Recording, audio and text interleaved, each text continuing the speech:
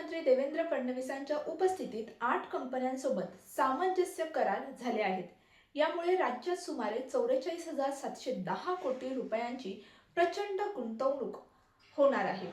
7,030 नवीन रोजगार निर्मितीची शक्यता देखील आहे। Aerospace, data centre, steel, green initiative, hydrogen साठवण प्रणाली आणि फायबर उत्पादन यांसारख्या विविध क्षेत्रांमध्ये ही गुंतवणूक होईल। यामुळे नांदेड, पुणे, नागपूरसह अनेक जिल्ह्यांमध्ये औद्योगिक विकासाला मोठी चालना देखील मिळणार आहे। घरगुती गॅसचा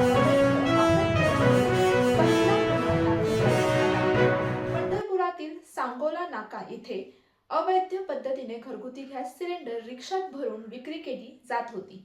जिल्हा पुरवठा विभागाच्या भरारी पथकाने टाकलेल्या धाडीत घरगुती गॅसच्या 8 टाक्या तर व्यावसायिक वापराच्या 5 टाक्या जप्त करण्यात आल्या आहेत।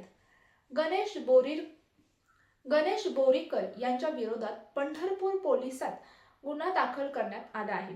त्याचबरोबर त्यांना गॅस पुरवठा करणाऱ्या गॅस एजन्सीचा शोध भरारी पथक घेत आहे।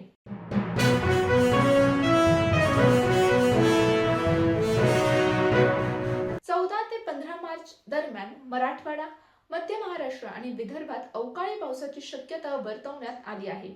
हवेतील बदलामुळे तापमानामध्ये वाढ झाली आहे।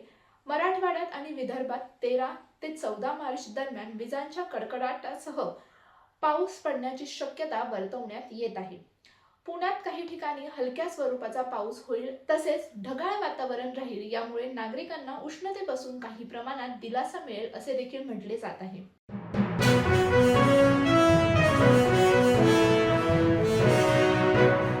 वाढत्या व्यावसायिक एलपीजी सिलेंडरच्या टंचाईमुळे हॉटेल मालकांना आपले मेन्यू बदलावे लागत आहेत आणि घरगुती तसेच व्यावसायिक गॅस पुरवठ्यावर परिणाम झाला आहे।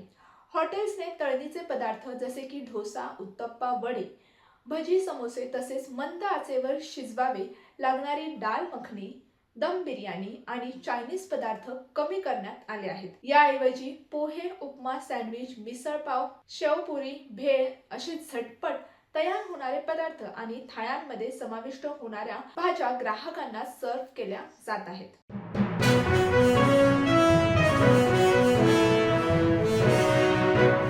काँग्रेसचे नेते हर्षवर्धन सकपाळ यांनी एलपीजी गॅसच्या तुटवड्यासाठी भाजप सरकारच्या चुकीच्या धोरणांना जबाबदार धरले आहे।